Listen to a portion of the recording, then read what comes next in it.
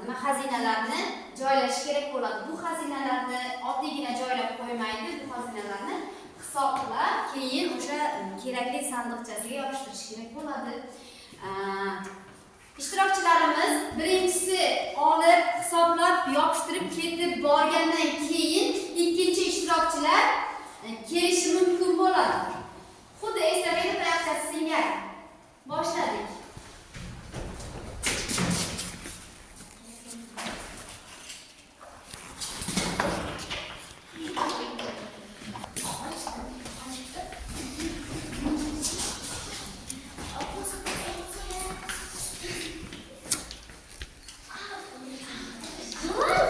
Agar hisob kitobingiz xato bo'lsa, magnitlar qo'yib qo'yilgan.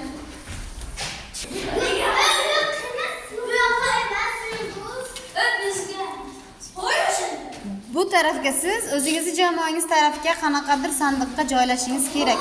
Agar sizni jamoangizniki bo'lmasa, boshqa nima amal olishingiz mumkin.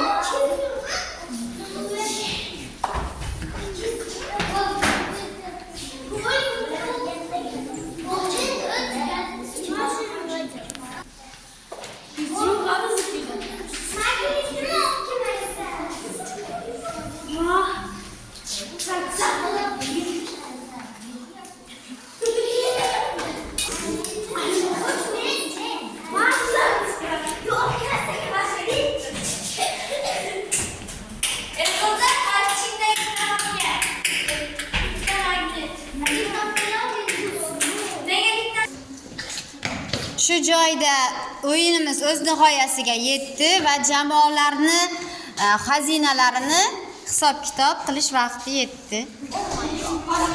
Demak, o'g'il bolalar jamoasida nechta xazina ekan? 1, 2, 3, 4, 5, 6, 7, 8, 9, 10, 11, 12, 13, 14, 15, 16, 17, 18, 19, 20, 21, 22, 23 ta. 23 ta xazinaga ega bo'libdi. Qiz bolalar jamoasi esa 1, 2, 3, 4, 5, 6, 7, 8, 9, 10, 11, 12, 13, 14, 15 ta xazinaga ega bo'libdi. Bundan ko'rinib turibdiki, o'g'il bolalar jamoasi g'olib.